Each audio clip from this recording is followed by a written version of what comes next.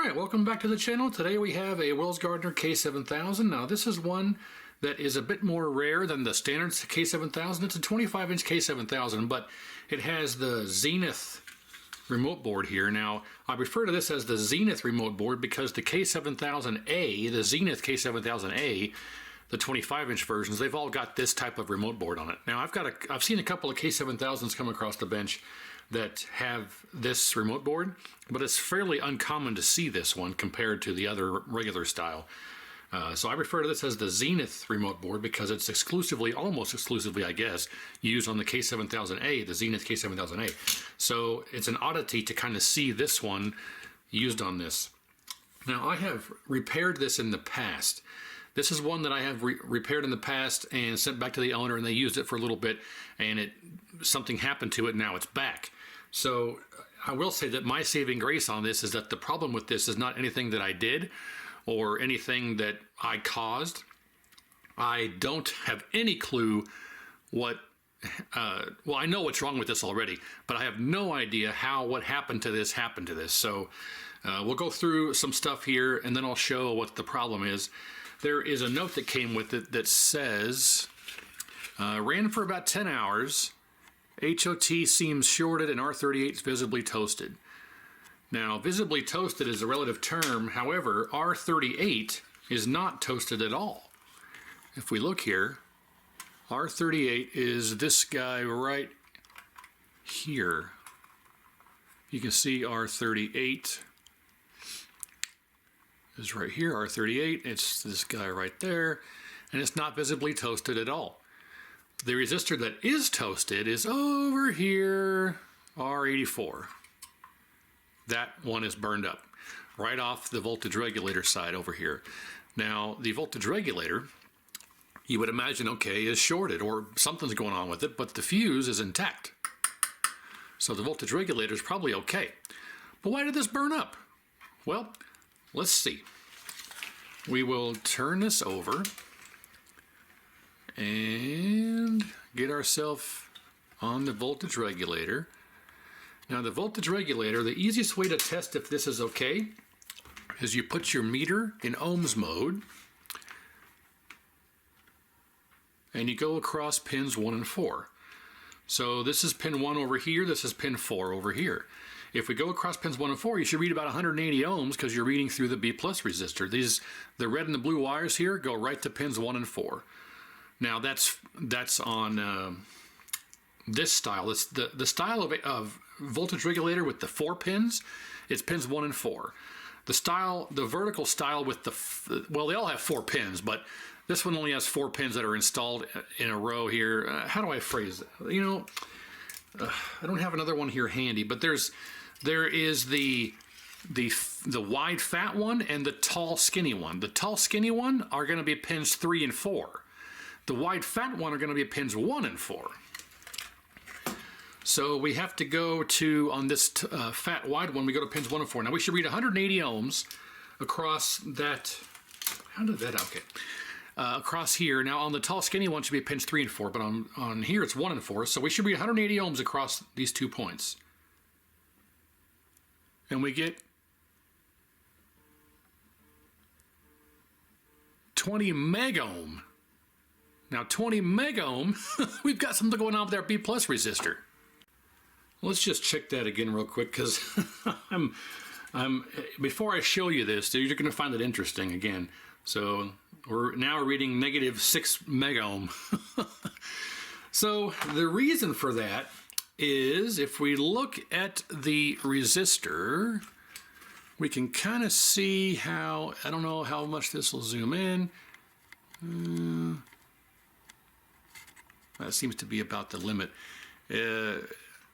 Ignore this giant broken piece right here. If we look closely, it looks like this may have touched. This is bent over like this. This is bent over and defaced. But if we look closely, you can kind of see where it might have touched the frame. I mean, it's very close here. But it's evident. You know what? Let's just go ahead and bend this bracket up. Okay, you can see here where it touched right there, and just put a little tiny mark on it. Now, obviously that's because this was bent over and possibly touching, but it's completely exploded here. It's cracked in half and exploded. Now, I've never ever seen anything like this. Now, I don't know if this happened as a direct result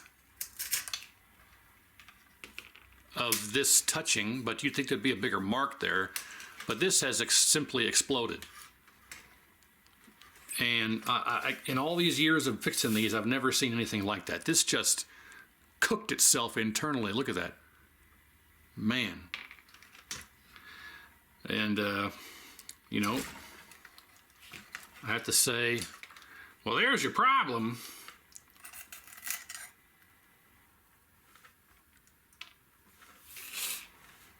Insane. So, the HOT is supposedly shorted here. HOT seems shorted. Let's check the HOT and find out what we get here. And yeah, this is one that I had previously worked on where it was destroyed from someone. It kept blowing HOTs, and it was previously destroyed by somebody. You can even see here where I used my fiberglass pen to scrape away the trace and solder right to the trace. So this is absolutely one that I've worked on before. And I think C36 was shorted, which is why I did the mod here where you can put in a more modern one like this on the 4-post C36. So I did that. You add the jumpers and then just put your capacitor in there. So yeah, this is absolutely one that I've worked on before. I don't recall doing this repair, but it's possible. I think I would have used thicker. I would have used thicker gauge of jumper, but that's just me. Anyway, I went back and looked through my videos, and I don't see a video of me working on this particular one. So maybe this was before I made videos, but I'm 99% sure that this is one that I've worked on based off the work that was performed and cleaning up the solder, the flux and stuff on the new flyback. But I can't be 100% sure. This is going off of the person I sent this to told me that I had worked on it previously, but I don't see any videos of me working on this particular one. Maybe I just overlooked it or missed it, but it doesn't matter. Either way, let's check the HOT, and we get dead short and 1 ohm. This is 0.5 and 1 ohm. So no doubt about it, HOT shorted. So we'll have to remove it from the circuit and verify if it's actually bad. What's interesting is we can go to diode mode and check the voltage regulator. We should get a 0.45 voltage drop somewhere around there. 485. Okay, so our voltage regulator is actually good. The reason we don't read, normally if you did this, you'd read 0.150, 0.150. But the reason we don't read 0.150, we read 0.486 instead, is because our B plus resistor is open. Once we fix this, you'll see that this will now change to 0.150 or something like that. So we'll have to remove the HOT, we'll have to remove the B plus resistor, and now I got a big mess to clean up here. I should have done that over a trash can or something, but we'll clean that up. But we are going to have to replace this resistor, and what does that say? Blowing HOTs, S-U-T-A-Y, no, I don't know, I have no idea what that is. S-A-T-U-R-D-A-Y, night? No, that's not what that says. May, turn off the basicity rollers. Charlie tells me you're a butcher. Oh, I hated the Colonel with his wee beady eyes. Oh, you're gonna buy my chicken? Oh. Dad, how can you hate the Colonel? Because he puts an addictive chemical in his chicken that makes you crave for it nightly, smartass. I see. Cuckoo.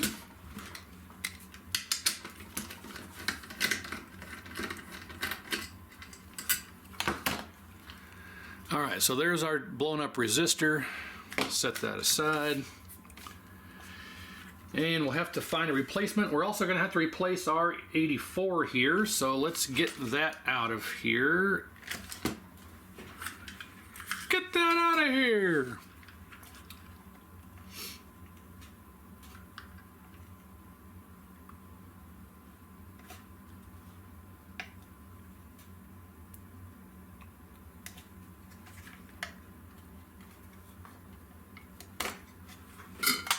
All right.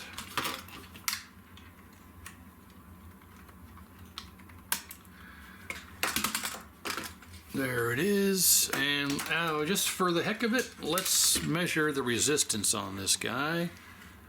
And it reads, oh, might help if I go to ohms. I get nothing.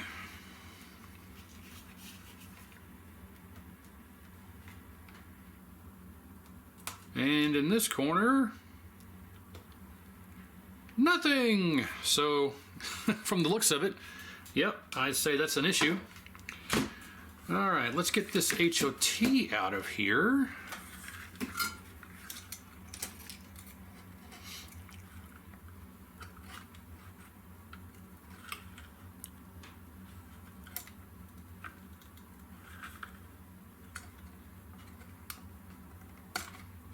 Okay.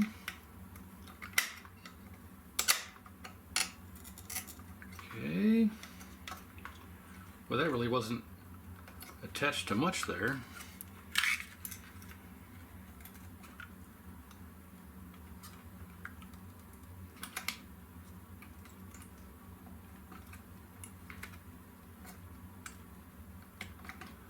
All right, that should come out now.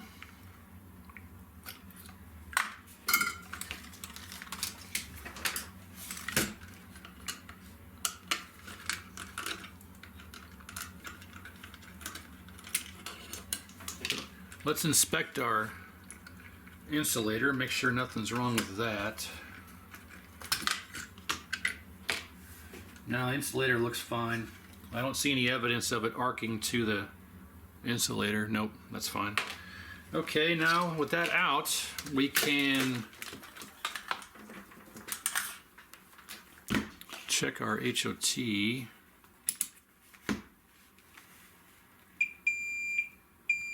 Yep, 21 ohms and 23 ohms and 0.6. It's a goner. We've come for your daughter, Chuck. Give me the code key, Howard. Well, okay, let's see if we can replace that HOT.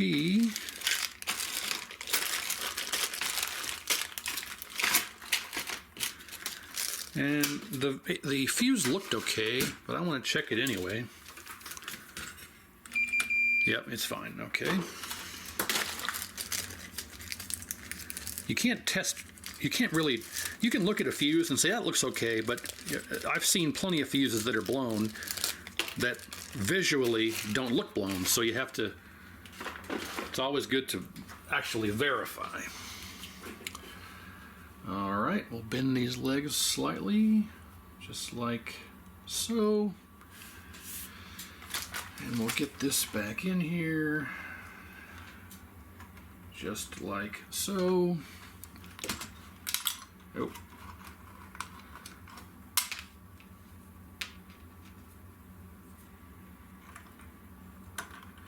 And after we get all these repairs done, before we fire it up, we'll go through and test everything in the power circuit that we normally test, so we can verify that nothing else is faulty that would keep it from powering up. And if everything checks good, then we'll just fire it up and see what we get here.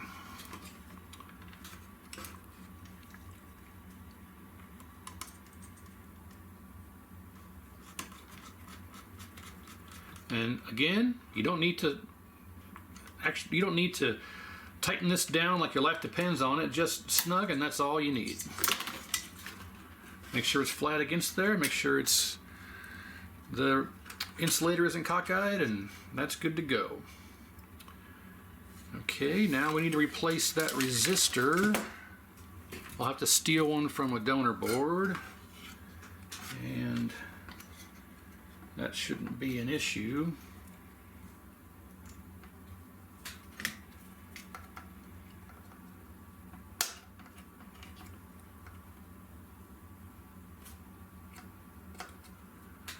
Now this one though, I think this was just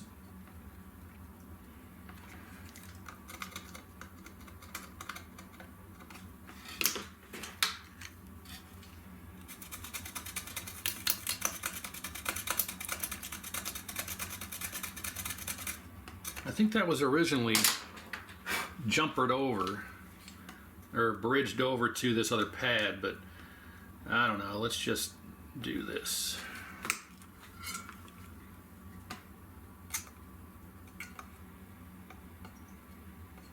There we go. That'll work. Take a closer look there. So you can see that we're just bending the legs over to attach to all the various points, and it'll work just fine. We don't need to worry about having actual pads there. So there we go. Let's test it, make sure it's good.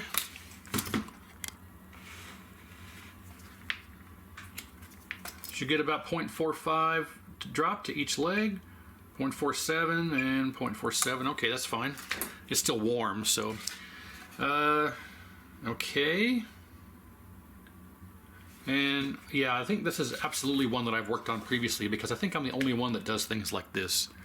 I put the blob across here for is it R101 like this. I think I'm the only one that does that kind of thing. So yeah, I've worked on this before, but it's odd how this exploded over here. I don't have an explanation for that. I think it might have been touching and just cooked itself, and I don't know.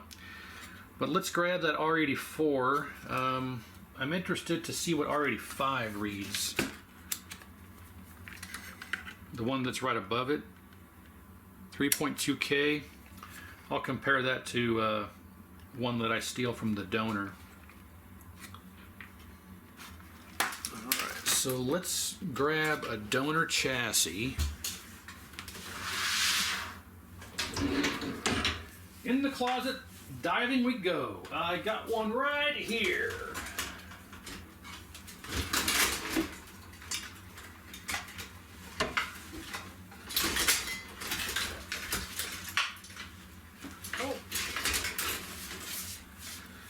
Speak of the devil, it's a K7000A. Somebody sent me, like, they must have sent me a box with 10 of these. I got 10 of these sitting in a box that all have been variously picked clean from parts and things, but none of them have a neck board. None of them. So you can't just go out and buy a K7000 neck board. So I've got 10 of these. See, someone's pilfered the horizontal coil, the width coil. I've got, you know, almost half a dozen of these. Almost a dozen. A complete. I can't do math today. I've got almost a complete dozen of these, but I don't have a neck board for any of them. So until I can come across a surplus of neck boards, these are just going to be parts chassis, and I don't have any qualms about using these as parts chassis. So, okay, but it's all the same parts here. So we got to find R84.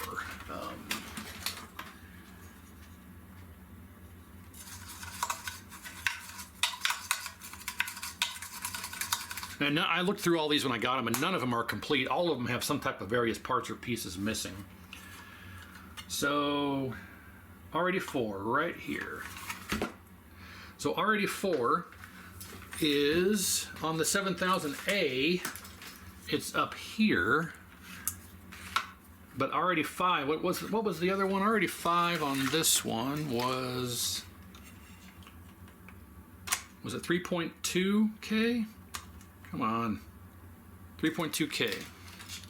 On this one, it is 3.2K. Okay, so that resistor's okay. So let's steal R84 out of here. That is this one.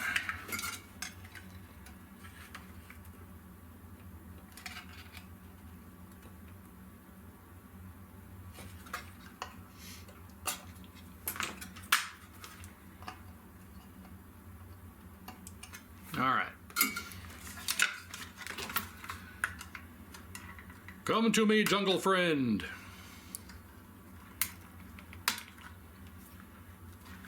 There we go. Now, let's make sure it reads okay.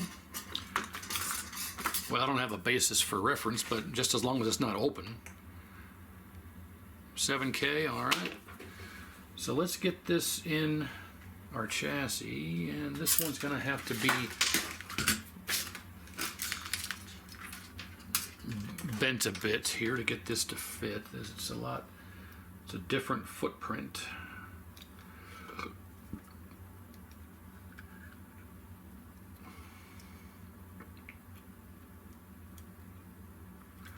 Okay, that should fit quite nicely.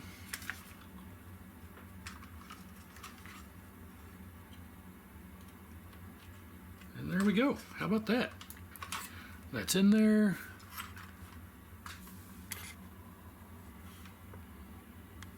And let's solder it in.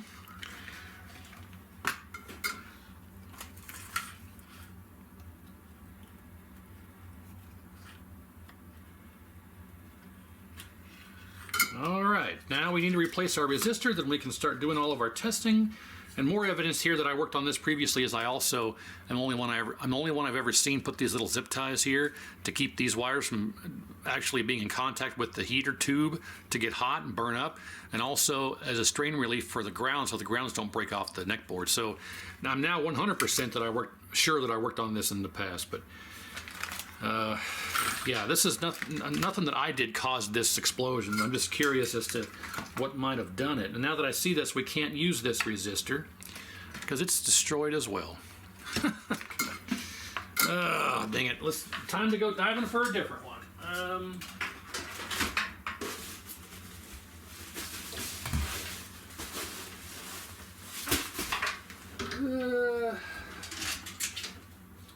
That's a 19-inch.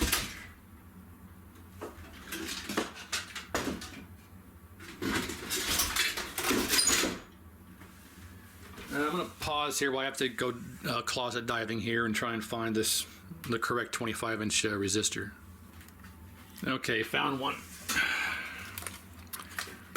There we go, and this one is intact. So we'll just simply remove this'n, as they say. Mazel since we're here. Remove this'n.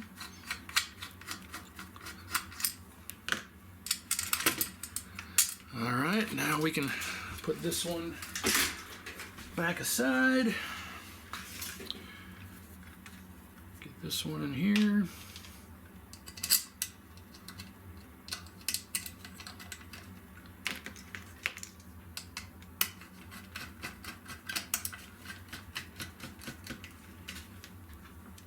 All right. And it's a resistor, so polarity isn't an issue, just whichever one you want to use. Obviously, with the way the wires are routed and the length of them, it's pretty obvious which ones go where.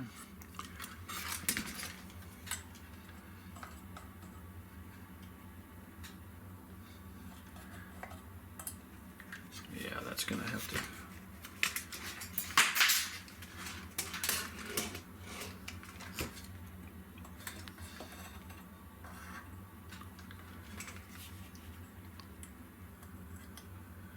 Okay, let's put some fresh stuff on here.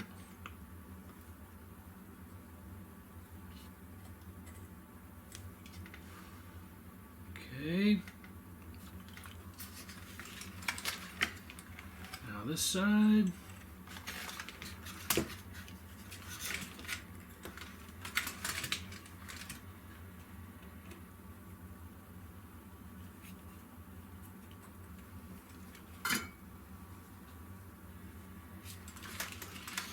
There we have it. So that completes our repairs for the moment. Let's make sure we don't have any broken pots. Nope, those are good. Neck board. Those are good. And this remote board has, there is, if you notice here, there's no horizontal position. There's no horizontal position because it's right here. Horizontal position. There is no vertical position because it's right here, vertical position. But there are two redundant, there's a redundant adjustment here. You see vertical size? There's also an original vertical size right here.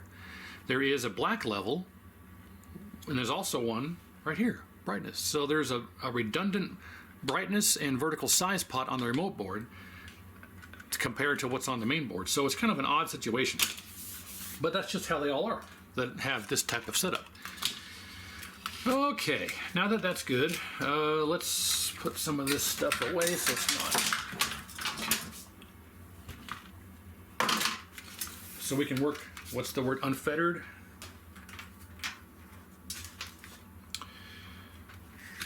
All right, let's start with, now that we have, we need to,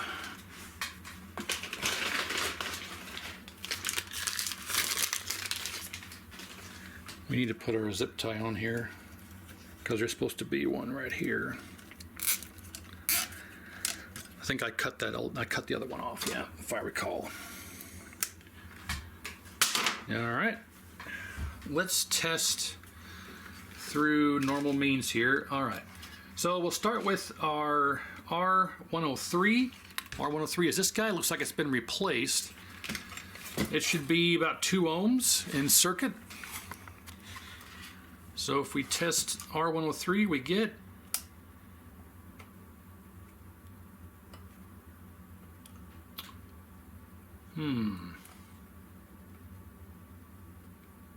I can't get a good read. Let's go to this one and this one. 2.8. Okay, that's good. Pardon me. So R104 is good. The fuses aren't blown, but we're going to check the rectifier diodes anyway. D19, good. D20, good. 21, 22, 24, and 23. All right, we had no signs those were bad. We checked them anyway. R104 should be 15 ohms, and we get 15.2. R101 should be about 5K in circuit, 5K in circuit, and we get 4.785, so that's good. R89 should be 3.9K, and we get 3.9. R96 should be 1.8. 1.8K, yeah, sorry, 1.8K. 1.8K. R88 should be 1.8K. 1.801. R97 should be 270 ohms, and we get 271. Yeah, that's about it. We checked the HOT already. We know our voltage regulator reads good. C36 is our critical safety cap. We should get our 0.47 voltage drop across the diagonal. Oh, hang on. Yep. So C36 should be good. I'm not worried about D13, 14, or 91, 92. That's all part of the vertical drive circuit. I'm only interested to see if it powers up and works. I guess our last step is going to see if we got 180 ohms across pins 1 and 4. Boom. Look at that, 180.0. Ha ha. Okay. All right, boys and girls, I think it's time to just turn it on and see if it works. All right, so the 7000 is now on my official test tube. This is a U5000, I'm sorry, it's a U5000 that is pretty weak. I've rejuvenated it. It lasted about a couple of power cycles, went back to being weak again. So this is my official test tube for pretty much everything that's Wells Gardner, except for the K7000. So yeah, it's a little weak and it may not have a perfect picture, but it does work and operate, so that's why it's my test setup. So anyway, so we have the 7000 on the test tube and the test setup. We're all hooked up for anode, neck, yoke, ground, power, video, and remote. We are ready to go. Let's turn test pattern generator on. And let's see if it powers up and what it does and how it works and what kind of image we get. And if it blows up, let's find out here. 1, 2, 3. Ooh. That's making odd noises. It didn't fire up very energetically. It does turn on and operate, but it was making some weird noises. Let's try that again. 1, 2, 3.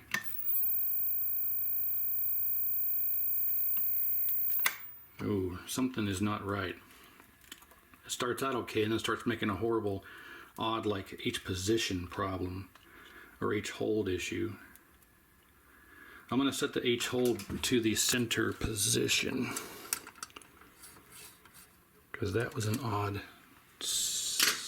noise.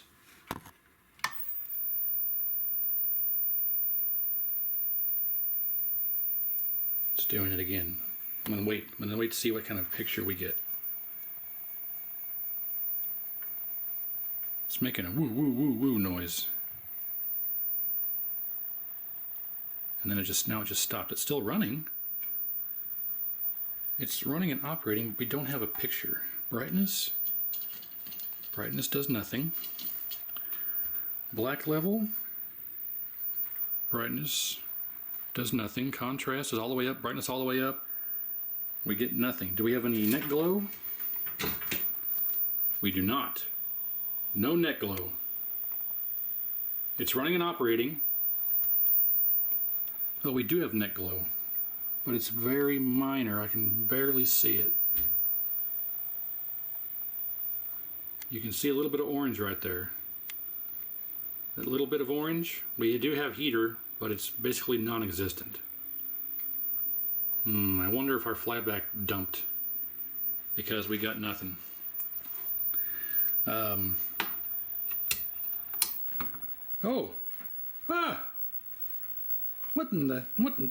I turned the test pattern generator off and back on. It just went like this, off, on.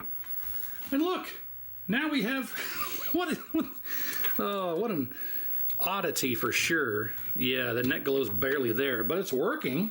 That could just be, like I say, this tube is old and tired. That could just be the tube issue. But look, why? Well, that's weird.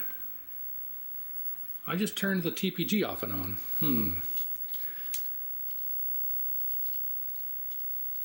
And look, I'm turning the black level. Black level, look what happens.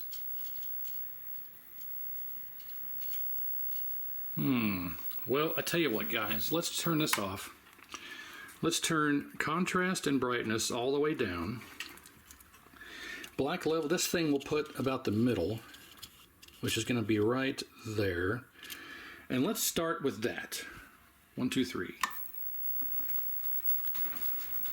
And let's just turn up our flyback until we get our raster lines.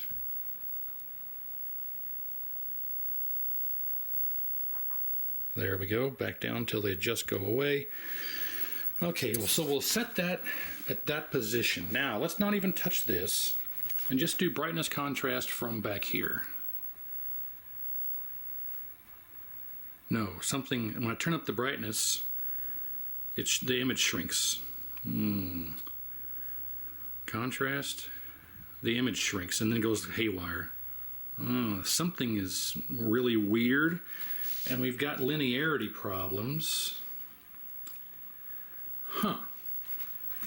What about vertical size? Okay, that's with this one maxed out. Let's adjust this other one back here. No, it just, look at that. Vertical size affects it too. It's getting all wonky.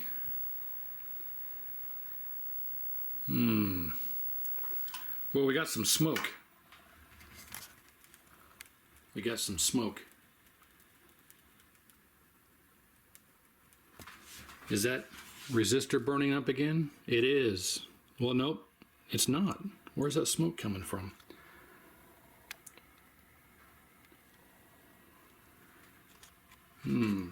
Is that just residual stuff that's burning off of the B plus resistor? It could be. Let me turn this back on. And let's, you know, I'm going to cut away. I'm going to come back. We'll have the meter hooked up to see what our B plus is reading. All right, so we've got our B plus hooked up. This is the regulated side with the blue wire. The unregulated side is with the red wire. So we're supposed to be getting 130 volts on the voltage regulator is supposed to regulate the unregulated down to 130 volts on the blue wire. And I did verify that smoke is just this resistor hasn't been warmed up in so long that it's burning off the residual coating that's on here. So that smoke is just residual coating heating up and burning off from the resistor. It's not a component that's burning up. But the B plus should be 130 volts. So your positive lead goes to the blue wire, negative goes to the frame. We're on volts DC, and we are hoping for around 130 volts. So if we turn this on, we get 75 volts. And if we adjust our black level pot, watch what happens here. And let's adjust our vertical size pot.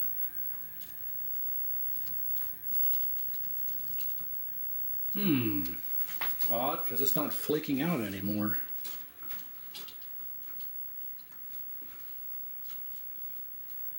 Black level. Oh, there it goes. Look at now, 68 volts. If we turn our black level back up, 74 volts. So our voltage regulator has failed. Even though it's testing okay, the voltage regulator is most likely failed.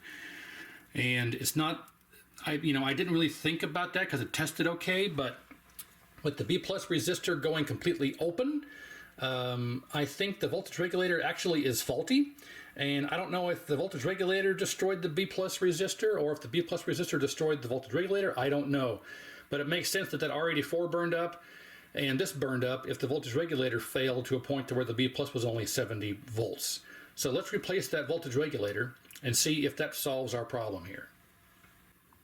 All right, so old voltage regulator is out, new voltage regulator is in, and I will say that that smoke was definitely coming off of the B plus resistor. However, it was not burning off the dirt and dust and coating and everything that was on here from not being turned on for a while. It was burning off the coating because it was scalding hot. I learned the hard way. So this was super, super, super hot. That's why the smoke was coming off of it. And that's also why the original one burned up, because I think this tried to operate for a long time, extended period of time, with a bad voltage regulator. And that's what burned up that resistor, R84. That's what burned up this resistor. That's what took out the HOT. So I think we had a faulty voltage regulator. So I'm hoping that if we turn this on, this will be back to 130. If not, then we have something else going on and we cannot condemn this just yet. So let's turn this on and keep an eye on the meter here. Let me just double verify. I got anode neck. The yoke is hooked up. Ground's connected. Power, video. Let's turn this on and the remote's hooked up. So, okay. All right, here we go. 1, 2, 3. Whoa. The fuse just blew. So we did have a bad voltage regulator, and this thing fired up much more energetically now, but now the fuse just blew. The plot is thickening. Wow, okay. So we're making progress because we got a much more energetic high voltage energization compared to the weak energization from this, but we just blew the fuse. Let me poke around and see what I can find as to the cause of that. Okay, so follow along on a journey with me, if you will, over the last 5 days. It's been 5 days since I just last left you a moment ago, and this thing has thrown me for a loop all up and down, sideways, backwards, up front, you name it. What hair I did have left is all gone now. This may be the most difficult chassis that I have ever had to work on. Now, not in a sense where I couldn't get it fixed. I got it up and running. The problem is much more severe, and I have not encountered this ever in all these years, what I'm going to show you here shortly. No pun intended, shortly. All right, so when I last left you, the fuse had gone out. So we know that the B plus resistor had exploded, R84 had opened up, and we had a faulty voltage regulator and a shorted HOT. So we didn't know the regulator was faulty until we replaced the HOT and the B plus resistor and R84 and then turned it on and it operated and worked. It was just a more of a shrunken image.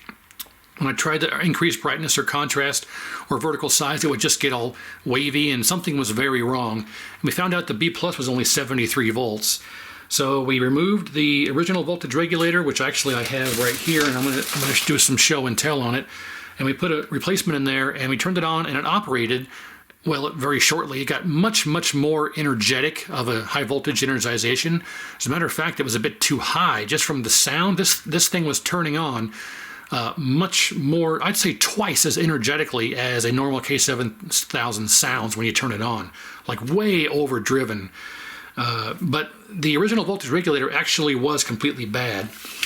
But it's misleading because the way you normally check these STR3130s is you go to diode mode, you put your negative on pin 1 and positive on pin 4, you should get a 0.5 voltage drop. In this case, 0.477. You think, okay, the voltage regulator is fine. But if you go to pins 2 and 4, pins 2 and 4 should be open. But if we go across pins 2 and 4, we get 1.9 ohms. That should be open. So we have an absolutely bad voltage regulator, even though it's not shorted. Well, it is across 2 and 4, but the main output pins 1 and 4 are read correctly, but 2 and 4 are shorted, and that's probably because that pin, or that, oh, I'm sorry, pin 2 actually goes off R84 right there. So, yeah, pin 2 is connected to R84. No, pin 1 is. Pin 2 is connected to a different resistor, but either way, the pins 2 and 4 are shorted and they shouldn't be, so this is definitely a problem. So we originally, with that bad voltage regulator, he had like a very small energization, like you turned it on and it was like, okay, I'll turn on. Very lethargically is probably a good way to describe it. And then once we replaced the voltage regulator and turned it on, it fired up like it was ready to run a marathon, like, whoa, well, almost too much. And then the HOT died, shorted out. And that's what took out the fuse. Okay, now we're caught up with at that point. So I took the HOT out. I only had 3 on hand. This was the one that we shorted out just a few moments ago was 1 of 3, so now I only have 2 left. So then I installed my second of 3, and then I only had 1 left. After doing that, I went through and verified all the power circuit again. We already did that, but I checked everything all over again. I could find no bad solder joints, no open pads, no bridges, no traces open, no nothing of any kind in any way, shape, or form. So I thought, okay, maybe that original HOT we changed out, the 1 of 3 that I had, was bad. Maybe it was just simply faulty. So I fired it up with the second one in there, shorted out immediately. So then I only had 1 left. 1. So I changed out the flyback. I thought, well, okay, I know nothing else is wrong, so I changed out the flyback. I put a new flyback in, my final HOT in, turned it on, and it worked. I had good stable B plus at 130 volts, actually more like 129. I had a good stable image, looked great, everything was hunky-dory. I thought, okay, it's fixed.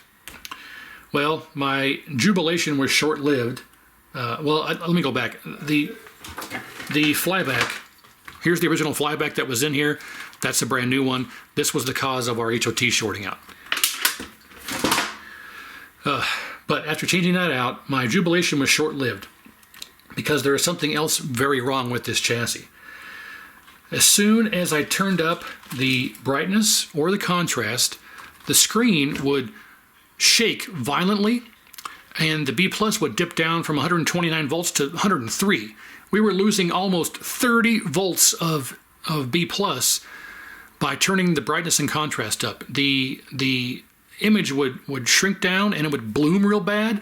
And then if you got to the white screen on the test pattern generator, it would just zap the HOT. The B plus would dip down to 103 volts and then it'd zap out the HOT and kill the fuse again. So so far we've had a faulty flyback, a exploded B plus resistor, an open R84, an original shorted HOT, and a bad voltage regulator. And I can put in so at that point I was out of HOTs. So I had to I ordered 10 more. This one is currently bad. I had to put this one in, and I got 9 more now. So if we go through those 9, I quit. I'm done making this my last video. Okay. So I went through and checked everything over again, and I have not been able to figure this out. So I went and grabbed a 25-inch K7000 that did not have this B plus blooming problem, and I put in a known good regulator off of a K7000 that did not have this problem. I put in it didn't fix the issue. So it was not the voltage regulator. I put in another B plus resistor off of that same chassis that did not have this problem, and it did not fix the issue. I still have the problem. At that point, I changed IC2 and IC1, put those in sockets. It did nothing. I still had the B plus problem. And at this point, I was out of HOTs. I had robbed that K7000 I had robbed the regulator and the B plus resistor from. I robbed the HOT from that one as well. So I forgot to mention that. This HOT is out of the chassis that these two came out of. So using a known good chassis that does not have this B plus problem, I robbed the regulator, the HOT, and the resistor, and it did not fix the issue. And trying to adjust the B plus and the brightness and contrast, tweaking it to see what point it would start blooming wildly, I killed this one as well. So if you see here, we'll go to diode mode, and we'll go to here, shorted. So at this point, I am out of ideas. I know what I can do to fix this, but I shouldn't have to, because it didn't come with that mod from the factory. I can mod this to fix this problem, but it didn't have this originally, as far as I can tell. So we may have to end up just doing this mod, which may be a little bit of an educational thing for you guys, but at this point, I have to put a new HOT in because I've gone through, the original one was shorted, and I've gone through 4 of them. The first 3 got taken out because of the flyback. The 4th one got taken out because I turned the brightness up too high. The B plus dipped too far down. This thing got too stressed and shorted out. But before I do anything, I'm actually going to replace this and then show you what it's doing, because I had a lot of footage on this, and I had like maybe 3 hours of footage trying to get this figured out, and I just wiped it all, and I'm going to start over from scratch. So everything up to the point to where the fuse blew, I've kept that, but from that point on is all this new stuff. So I'm going to replace this. I'm going to turn brightness and contrast all the way down. Actually, I'm going to probably put them in the middle. I'll leave them in the middle. That way I know they're not too high. And I replaced, I didn't replace C38. I forgot that. I replaced C38.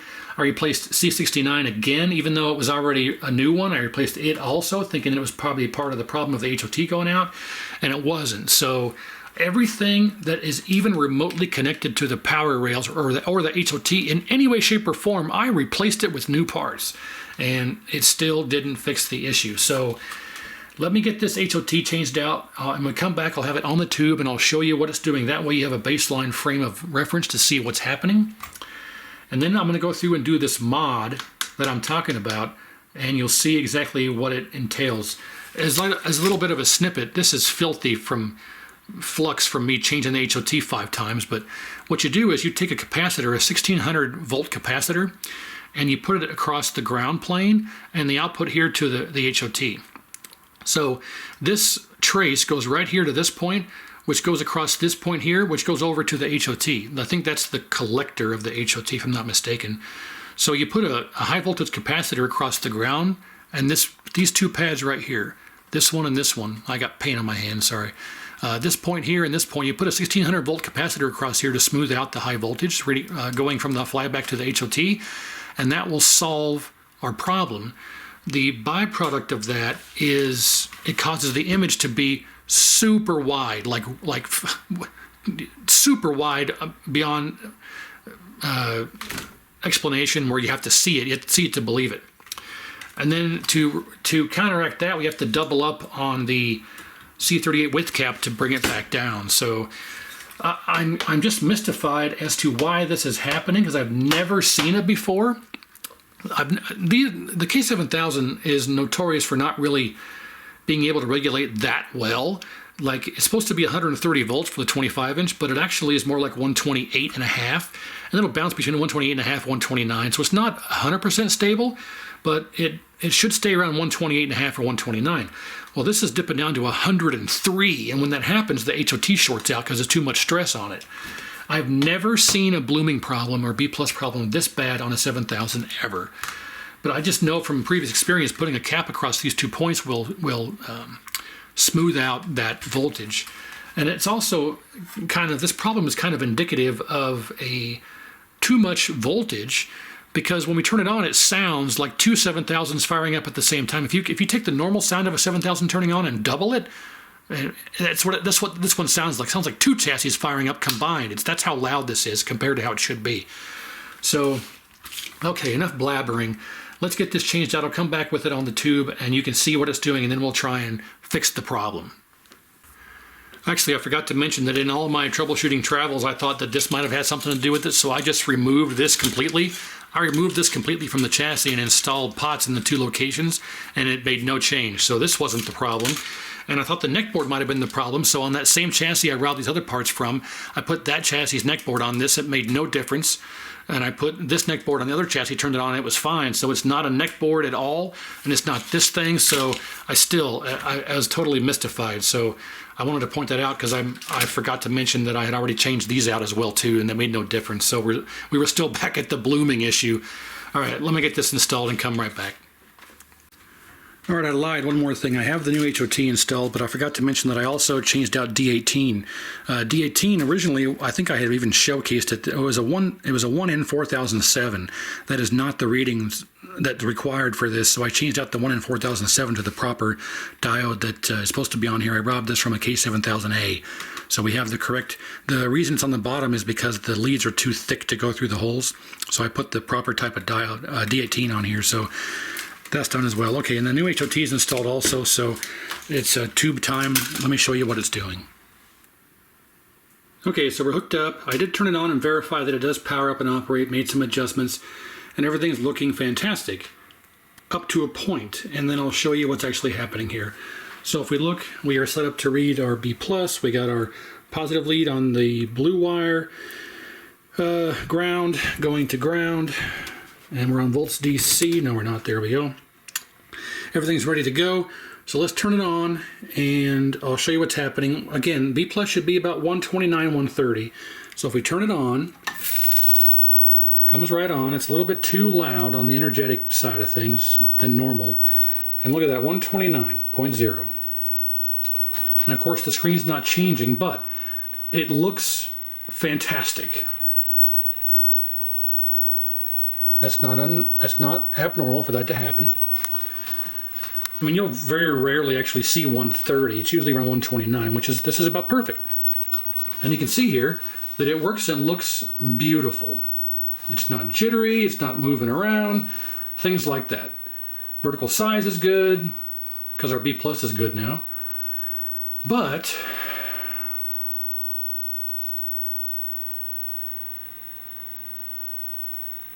no issues. Watch what happens though. I'll give it some coins, we'll start a game, we'll pick Kano. Now watch what happens when it goes to the fight screen here. See it flash like that? It shouldn't flash like that. When that happens, watch the B+ here. There's a couple times where if I turn the contrast even higher than it is now, it gets even worse. Let's see what happens here. Watch the meter when this happens. 126 it dropped down to. Now if I turn up the contrast here to, higher than it should be. Now if you had a weak picture tube that requires you to have higher contrast, look what's happening here. Look at this. And you see now just running here dormant, we're 128. If I give it more credits and go to start, I'll pick Kano again. Here we go, watch what happens. Whoa, 114! So I'll turn this back down. So you would think that you could turn it down a bit and just have it live right here, and that'd be fine. But, yeah, see, not hardly a flash at all. But we're only at 127 because the background's got some white in it. Yeah. Now we're back to 128 because it darks down. Now it's 128.6. So the higher you turn up the brightness and contrast, the more the blooming and popping happens. And I just don't know how to solve this. Now, this is being used on a WWF WrestleFest, and I actually have a WrestleFest board right here, and I could adjust this to where it would work, where this wouldn't happen, and everything would be fat, dumb, and happy. But if this monitor ever got changed out, or this chassis got put on a different tube that was weaker, that required more contrast or brightness, you'd be back to this where you're at right now, and I want to solve this. I don't know what to do. Well, I know what to do, but I didn't know what to do with this until I started thinking about some stuff in the past that I've worked on. So contrast, brightness. Watch the B. See, look, we're at 124. The higher I turn the contrast and brightness, the lower the B plus gets. 125. Now, I don't want to really take out another HOT. Whoa. Okay, let's see what happens here. I don't want the HOT to go out, but let's make sure. Whoa! What? Whoa! And look at this. It's warped and bowing. It's bowing and warping on that side. Over here as well. And 105! Holy cow! Yeah. So. We are going to have to fix this, because even though you can turn this stuff down and have it work fine and you would never know there's a problem, but if anybody ever turned this up too high or tweaked it or changed it to a different tube that required them to be turned up more than they already are, you're going to zap out the HOT and it caused this problem all over again. So let's fix this and see if we can get it solved. Okay, now that we have seen what it's doing, let's see if we can get it figured out. Now, you would think logically that when this happens, it would be the voltage regulator, but it's not. This voltage regulator came out of a 7000 that was not having this issue. Same thing with the B plus resistor, and we know that the HOT is good. The flyback is brand new, and it's not the flyback because it only happens when you give it a video signal. If I disconnect the video signal and turn the flyback up, brightness, contrast, this doesn't happen. The B plus stays at 129. So it's only when there's a video signal going through. So that's why I thought it might have been IC2 or IC1. Changed those out. That's why I also thought it was Q8. It might have been Q8, even though all these components tested okay.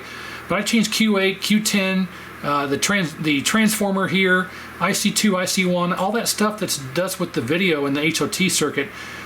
All that stuff was changed, C38, C36, and it did nothing. So I'm grasping at straws here trying to get it figured out, and I could not get it figured out. I made sure the shutdown pot wasn't the problem. I did everything humanly possible to try and get this solved, and there's nothing that's faulty. So I'm just going to have to resort to this mod. Now, I did clean up a little bit all this giant river of flux that was around the HOT from changing it out half a dozen times, changing the flyback out. I got all that cleaned up. It still needs a much deeper, in-depth cleaning, but now there's more paint on my hand from painting. Sorry about that, but it needs a much more in-depth cleaning, but we'll do that later. Also, I ended up finding a little bit more damage on this trace for R103 that leads to R103 to the voltage regulator, and I used some solder braid to patch. If you go back and look at the footage, actually there were gouges in these traces, and someone used a real thin piece of bodge wire. I didn't like that, so I just used some solder braid to solder those jumpers, and that's much more better secure connection. And there was a little bit more damage right there. I had to do another one right there. The solder bridge was okay for that one, but so that's all better repaired there. But the solution to this is going to be a twofold or two-factor scenario. So this capacitor here, it's 1.6 kilovolts. Can we see it? 1.6 kilovolt, 932G. So what you do is you take this capacitor and you solder it in across these two legs. like this.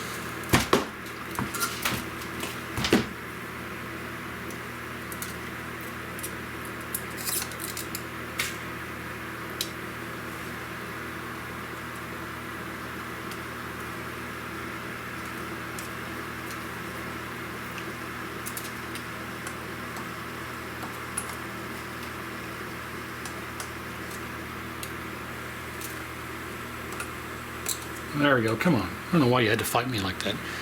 Okay, give that a moment or so to cool down. All right.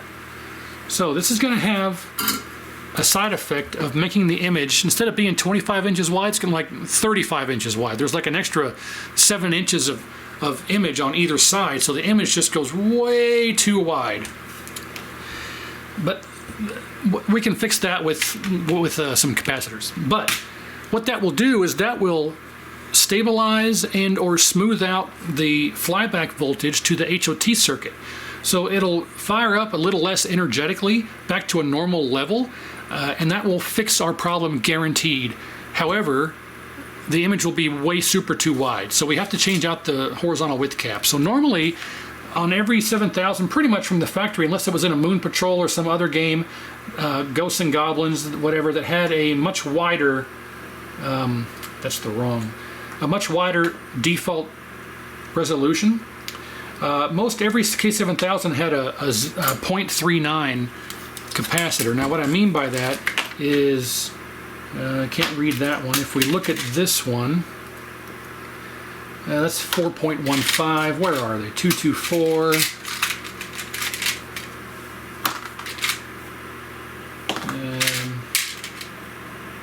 224. Where the? Okay, well here's a 0.39. So you can see here,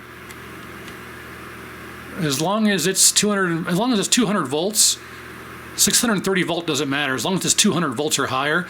But 0.39 is the important number. Almost all of them had a 0.39. So the lower you go,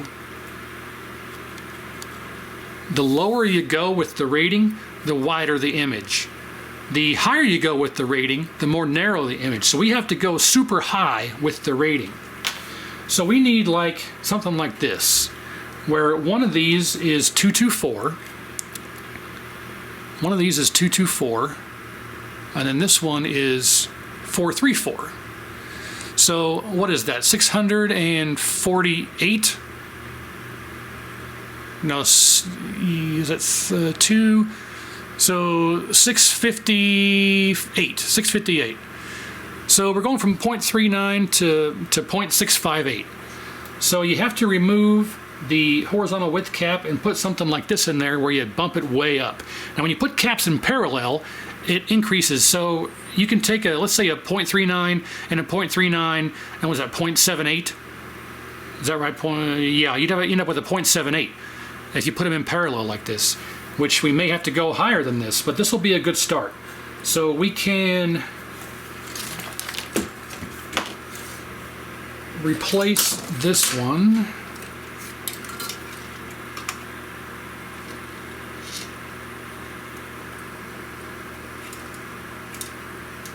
Let me just try and push that one through because of all the solder, but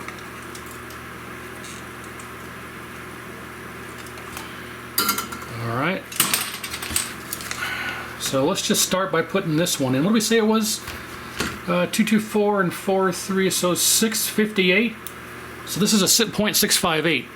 So almost double the 0.39. Almost.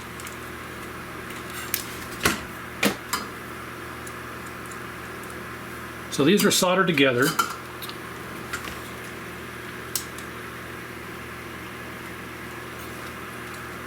I don't know why you're giving me a hard time, but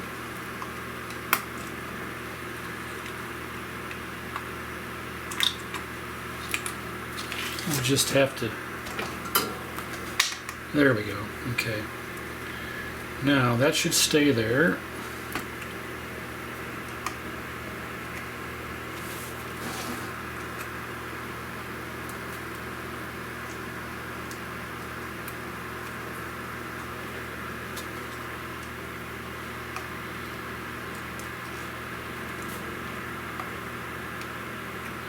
All right, well, let's get this back on the tube now and see. I guarantee you this will fix our brightness contrast issue, but now we're gonna have to figure out what combination we can use to make the horizontal width be good. So, all right, let's get it back on the tube and see what situation we're in now. All right, so we're hooked up, ready to go. We should have a little less energetic energization now because of that cap, and then we can see we have our double stacked C38 installed there. And let's see what we get here. We should get closer to, actually, we should get closer to 130 now as well. So let's turn this on. 1, 2, 3. Oh yeah, much less energetic. And yeah, 129.5, not 0.6. So I mean, I knew that capacitor would fix our B plus problem and our over energetic turn on, but we don't have a screen image yet, and I think that's because the voltage is much lower, and the screen voltage is much lower now. So I have to readjust this. Brightness down, contrast down,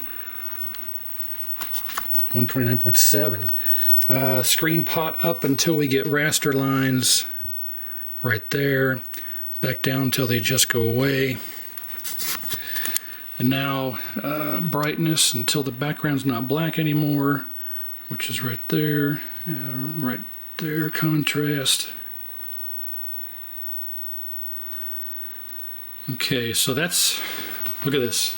I told you, wow. Okay, but look at that, 129.4, and we need to readjust our focus too.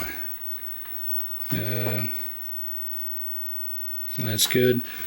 Vertical size, we need to bring that way down. Okay. And roughly there. But look how wide it is. I mean, I have to go even higher with the C38 now because it's stretched. That's the problem, is that it affects the voltages in such a way where it lowers the, how do I phrase this? It affects it not negatively, it affects it positively in one way where we don't have the B plus problem, but it affects it negatively in the fact that it's too wide. And look, 129.5. The highest we ever got before was 129.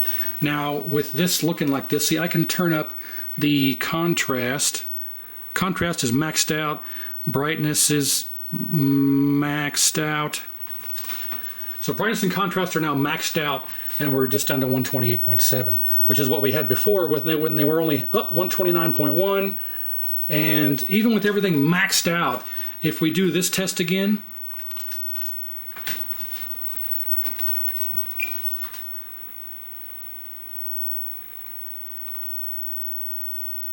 yeah, even it went up. It went up to 129.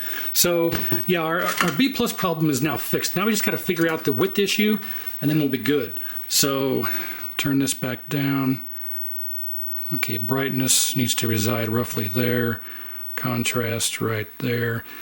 So I mean, the colors are a bit off, but that looks better. Okay, so now we got to still deal with this width issue, which isn't a big deal. So let me add another capacitor or something bigger and double it up even more and see if we can get it to shrink down. I will say that we can also adjust the width coil, of course, but it's not going to give us the range that we're looking for. I can shrink this down, and that's the limit that I get. That's the limit of it shrinking down. And hey, that's not actually that bad. We're almost there. And of course, lowering the screen voltage, I got to turn up the colors. That's why the colors were good before and now they're not. But we're almost there. We're off. We got one more digit, and yeah, coin. So we are almost there, and we're centered. We're dead centered here in the middle of the image. So yeah, we're almost there. So another couple hundred should do it. So let's get this changed out one more time and see what we get after that.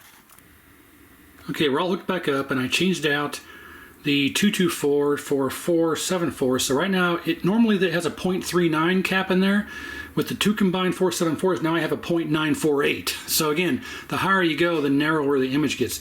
Now the width cap is still all the way down, so if anything, hopefully we may have to drive it back up to increase the width a bit now. So let's find out. I didn't count to 7 here. Hang on. Anode, neck, yoke is hooked up, ground, remote, power video. Yeah, okay, all right. The last thing I want to do now is blow it up again. So, okay, we're hooked up to read B+. Let's see what happens here. 1, 2, 3. Okay, comes on, 129.5, fantastic. And what do we get? It really didn't make a difference. We may not have enough. We may, I mean, we may be maxed out. I mean, it may not go much more narrower than this. This may be the limit. Let me turn contrast down a little bit. Yeah, we're still way too wide. However, this is meant to be used with the WrestleFest, so I'm wondering if we'll just throw a WrestleFest board on here and see what we have with the WrestleFest. Yeah.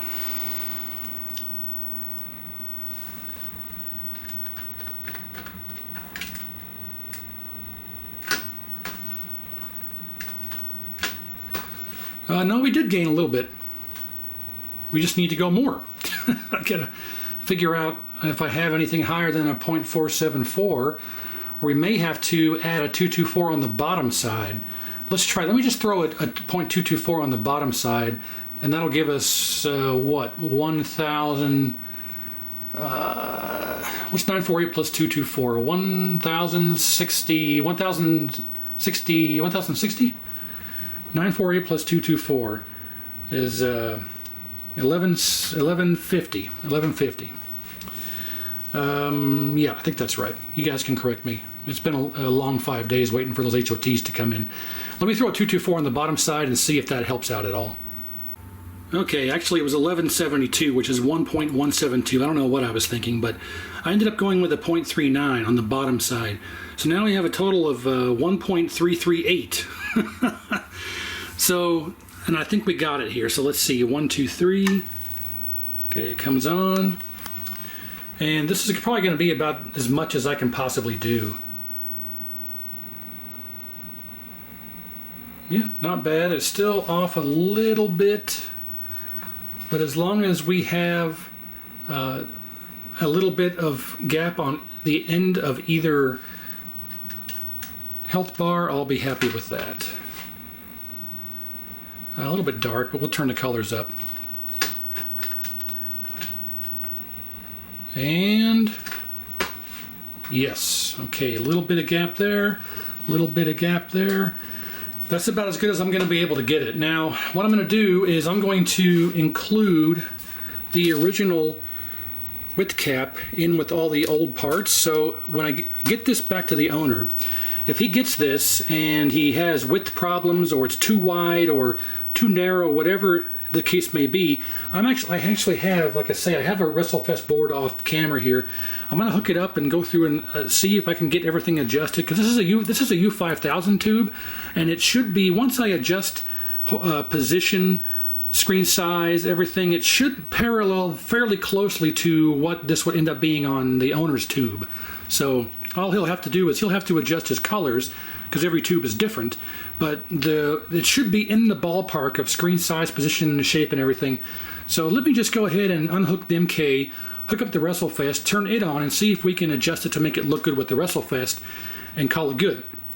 But if he has any problems with anything, all he's going to have to do is just take those caps out that I installed, put this one back in, and take that high voltage cap off the flyback, turn his brightness contrast down, and he'll likely be just fine. The whole reason I wanted to figure this out was, in the future, if this ever gets used for a different game, like if someone wanted to use this on a Mortal Kombat, they would have this same brightness contrast blowing HOT issue if they turned it up too high. So the whole point of this was to try and fix this problem, which I have, and if the owner needs to revert it back to normal, all he has to do is take those caps off that let me rephrase, yeah. All he has to do is take those caps off that I installed, put this one back in, make sure his brightness contrast isn't up too high, and he'll be just fine. But I don't know if you'll have blooming or any of those kind of issues with the WrestleFest board, but let me get this changed out and we'll see how good we can make WrestleFest look. Alright, WrestleFest is hooked up. Now if I recall correctly, it has a much higher video output than the MK does, so it's likely going to be much brighter. But let's find out. 1, 2, 3. Okay, it comes on, and yeah, see how much brighter that is? Yeah, I can't even see the Tecmo. I gotta turn this down here. There we go. Okay, yeah, it's working. Let's do brightness, and let's do brightness down. That's all the way. Contrast. Yeah, let's turn our flat back down slightly. Right there. And I mean, that's not bad. Bright contrast. Well, that's the limit. Right there is about the limit of what I can do, or the background's not black anymore. But, oh yeah, that looks real good. Yeah, nice. And it's not too wide there. It's not too wide there. Let's start a game. Actually, we need to, look at that. We've even got a little bit of a gap in the screen over there. Each position on this stupid bugger. All right, so there's a little bit of black here. And back over this way. Oh, yeah, we're good. Right there. Oh, yeah, that's perfect. No pun intended. Let's turn it back up a little bit.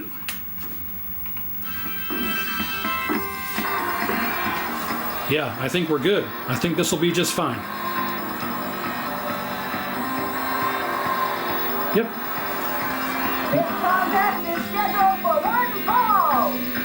This looks better in person. The colors always look more washed out in the camera, but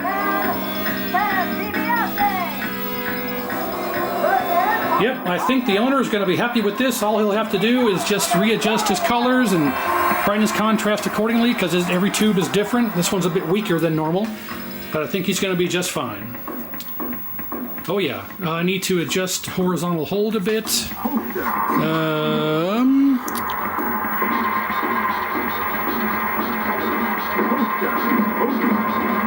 Okay, right there is good for the hold.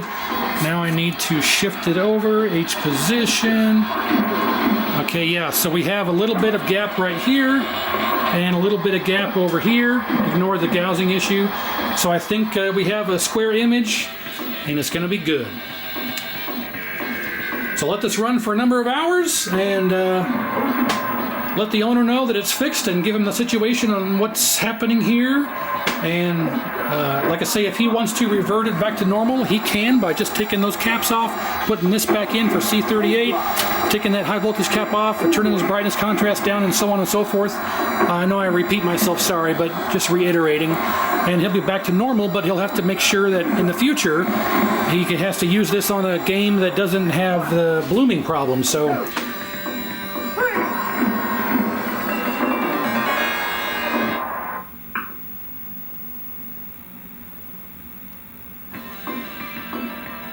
Alright, so thanks you guys, appreciate it, like, share, and subscribe, and we'll see you next time.